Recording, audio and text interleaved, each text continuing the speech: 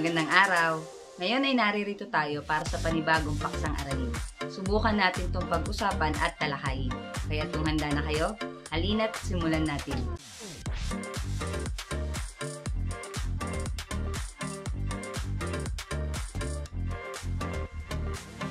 Para sa araling ito, tatalakayin natin ang iba't ibang gamit ng wika sa lipunan.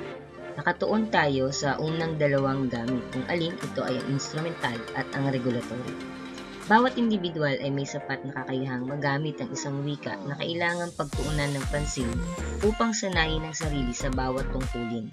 May mga pagkakataong kinakailangang gamitin ang isang tungkulin sa isang sitwasyon at may pagkakataon din na kailangang gamitin ang dalawa o higit pang tungkulin pamwika sa iisang sitwasyon.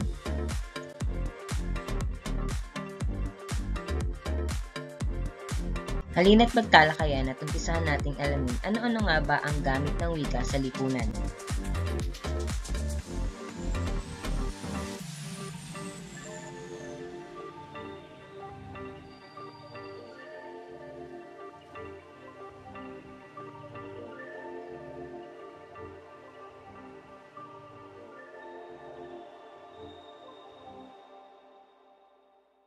Ayon kay Halliday sa kanyang Explorations in the Functions of Language na inilathala noong 1973 na ang mga tungkuling ginagampanan ng wika sa ating buhay ay kinakategorya.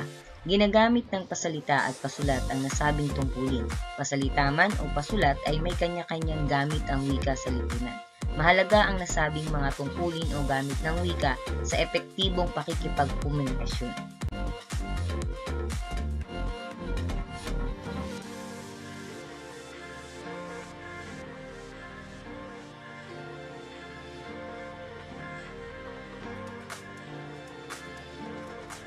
Matutukoy natin na ang gamit ng wika ay instrumental sa pamamagitan ng mga sumusunod.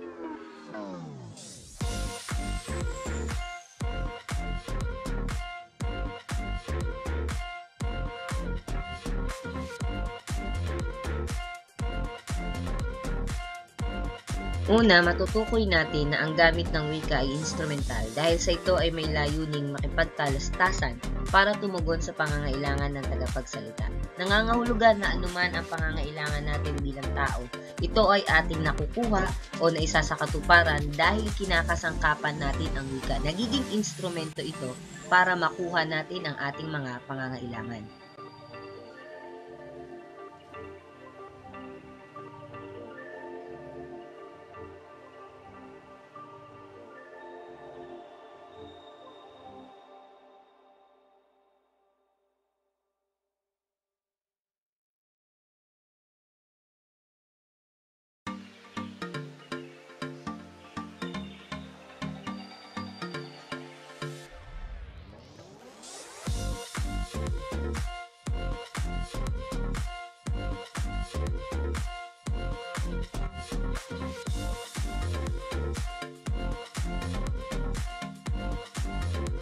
Ikalawa, ang gamit ng wika ay instrumental kapag ginagamit natin ito upang tukuyin ang mga preferensya, kagustuhan, at pagpapasya ng tagapagsalita.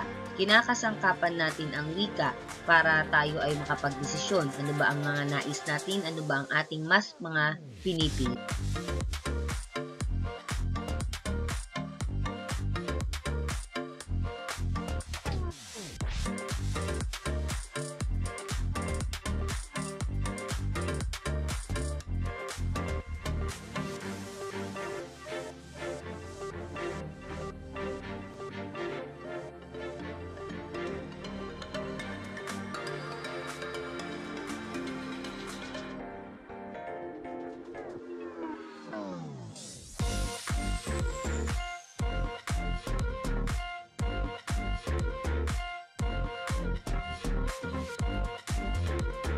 Ikatlo, instrumental pa rin ang gamit ng wika dahil sa nakatutulong ang paggamit natin ng wika sa paglutas ng ating mga problema o ng mga suliranin. Sa pamamagitan ng wika, kinakasangkapan natin ito upang tayo ay makakalap ng mga materyales o pangangailangan. Gayon din na isa sa katuparan ang mga pagsasadula at mga panghihikayat. Yan pa rin ay instrumental na gamit ng wika.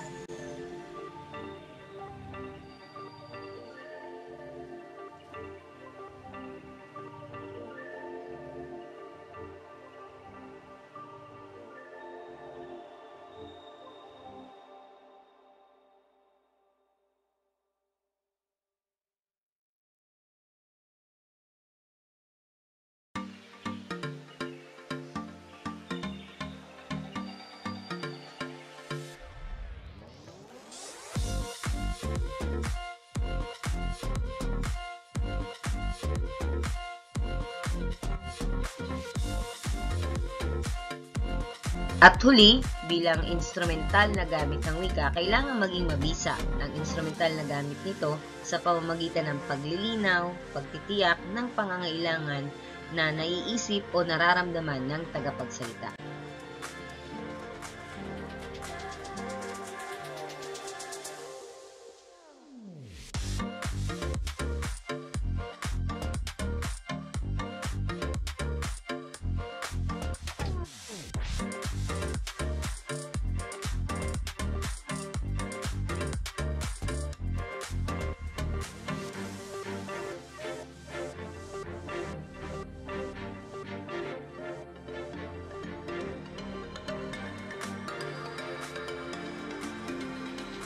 Ngayon ay alamin naman natin ano na nga ba ang mga katangian ng isang instrumental na paggamit ng wika.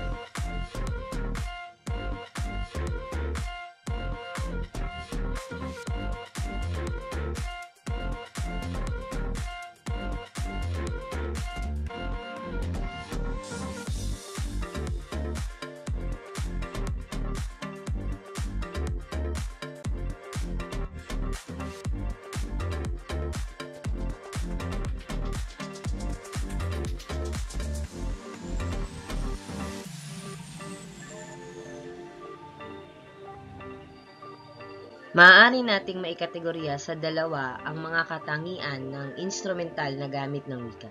Una ay ang instrumental bilang wika ng panghihikayat o bigkas ganap at ikalawa ay ang instrumental bilang wika ng patalastas.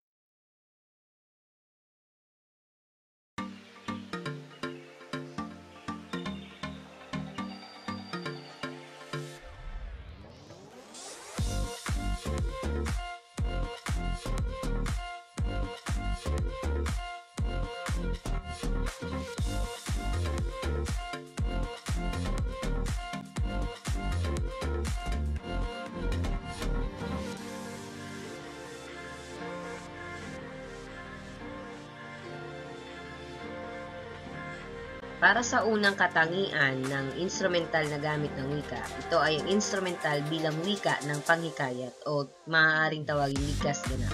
Ang paggamit ng wika ng isang tao upang paganapin, direkta o didirektang pakilusin ang kausap niya, batay sa nilalaman ng mensahe. Nangangahulugan na ito ay katangian ng instrumental na gamit ng wika kung saan nagkakaroon ng pag-iimpluwensya o nangihikayat nga para magkaroon ng pagkilos o pagsunod na kumilos ang taong kinakausap batay sa kung ano ang sinasabi ng nagsasalita.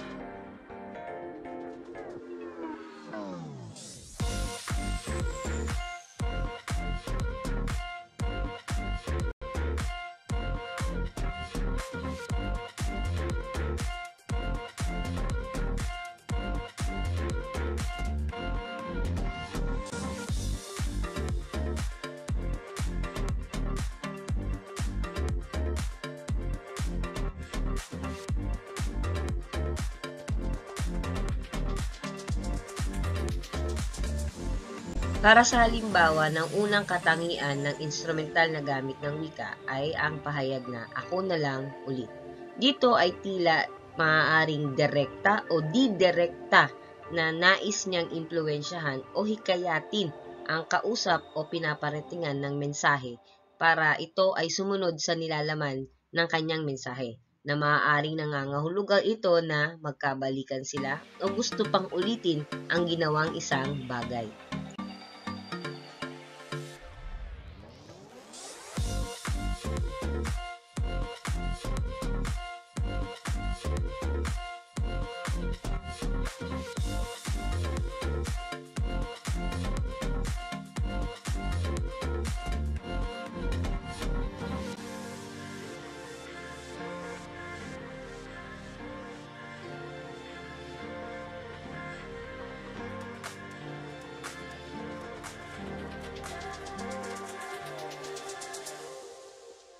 Ang ikalawang katangian ng instrumental ng gamit ng wika ay bilang wika ng patalastas.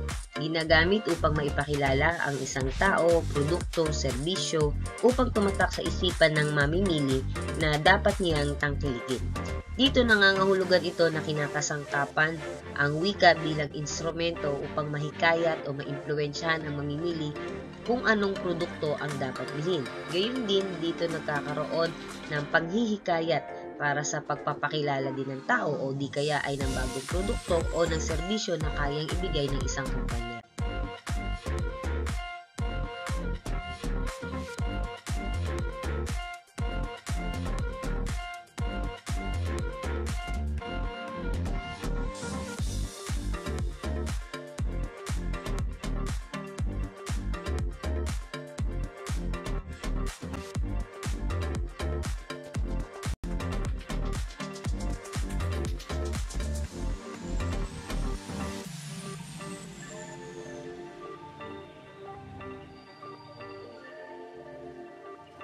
Ang mga halimbawa para sa katangian ng gamit ng wika na instrumental bilang wika ng patalastas ay ang mga sumusunod, tulad ng mga tagline sa mga advertisement. Iba ang may pinagsamahan. Sa Max Restaurant, sarap to the bones. At para sa Globe Telecom, abot mo ang mundo. Dito ay ginagamit ng mga kumpanya sa kanilang pag-i-endorso o kanilang advertisement ng kanilang produkto ang mga tagline na ito nang sa gayon ay mahikayat bumili ang mga mamimili. Ito ay nagiging tatak ng kanilang produkto at mas madaling matandaan ng mga mamimili na kanilang nagiging layunin para ito ang parating bilhin ng kanilang consumer.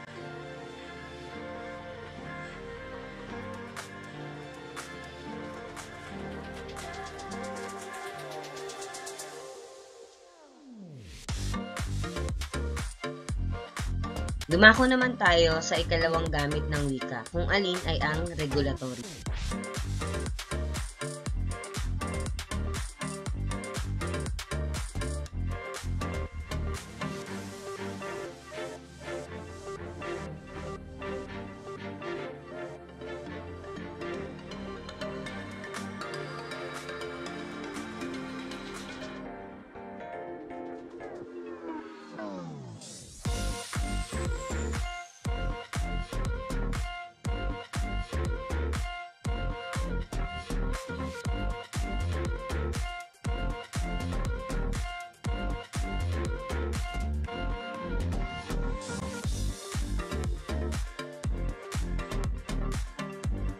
Matutukoy naman natin na regulatory ang gamit ng wika dahil sa ang tungkulin ng wika dito ay may kakayahang makaimpluwensya at mag-control sa pag-uugali ng iba. Dito ay nare-regulate kung ano ang dapat ikilos ng isang tao. Sa pamamagitan ng wika, kinakasangkapan ito para pakilusin ang isang tao.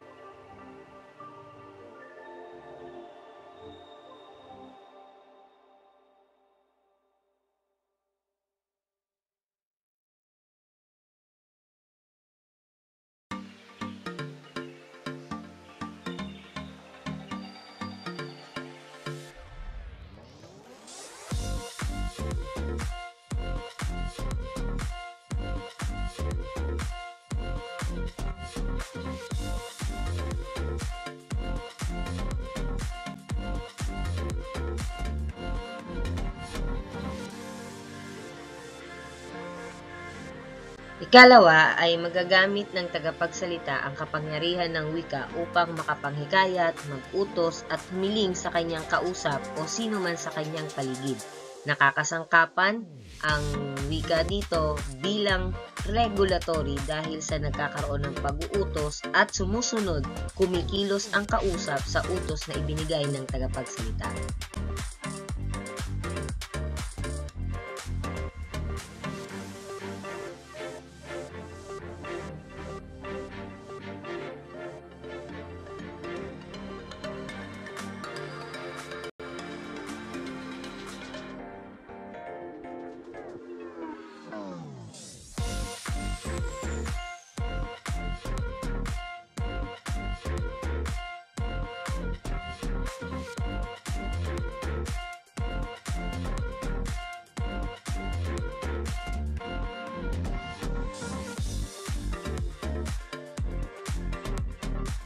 Ikatlo, kailangang maging malinaw na ang anumang uri ng komunikasyon ay makapangyarihan.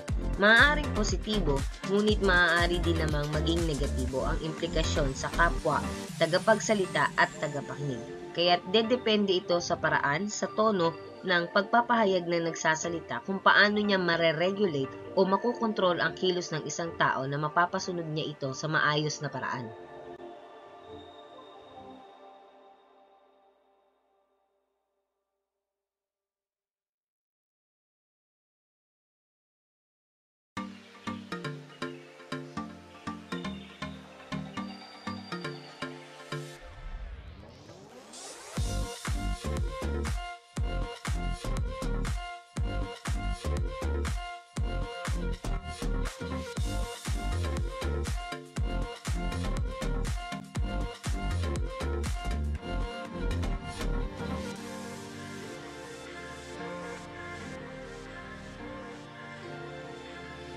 Ikaapat, maaaring gamitin ang regulatory na tungkulin ng wika sa mga aktwal na karanasan na pagbibigay ng panuto, batas at pagtuturo. Gaya ng nagaganap sa isang silid na nagbibigay ng panuto ang guro para sa mga gawain na kinakailangan sa kanyang pagtuturo at pagkatuto ng mga mag-aaral.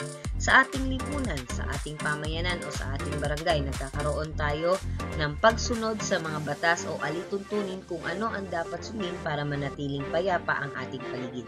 Nare-regulate tayo kung paano dapat kumilos sa paaralan o sa ating pamayanan.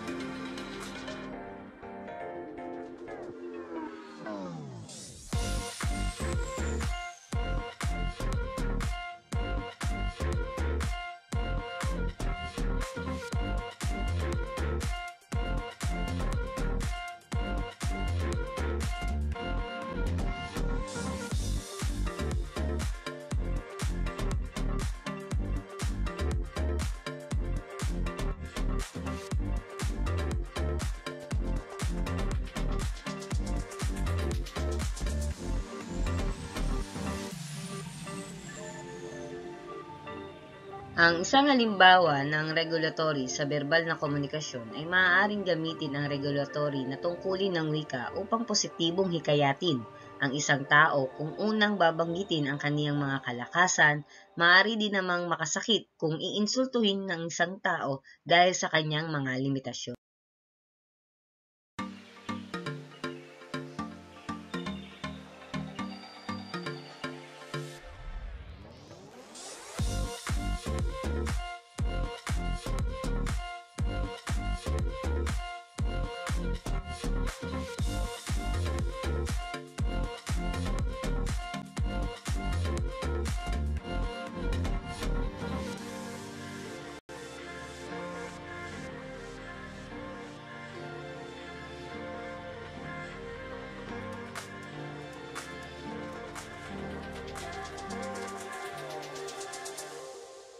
Isa pang halimbawa ng regulatory sa ideolohiya naman ng mga negosyante at kapitalista, ginagamit nila ang wika sa mga patalastas upang makapanghikayat at makaimpluwensya ng mga consumer o mamimili na bilhin ang kanilang produkto.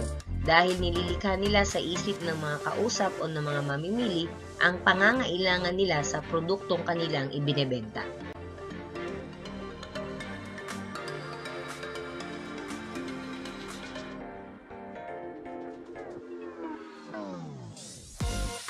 At At narito ang isang halimbawa para pag-isipan mo. Sa halimbawang ito, ano ang epekto sa iyo ng mga patalastas nito? Paano ka kinokontrol ng mga ginagamit na salita sa tagline na ito? At dito natatapos ang ating talakayan. Nawa kayo ay may natutunan. At kung mangyaring kayo ay may paglilinaw, maaari kayong mag-iwan ng katanungan sa comment box o magpadala ng mensahe sa aking Facebook page na Teacher Janet CA. Hanggang sa muli, maraming salamat at magkita-kita tayo sa susunod na lecture.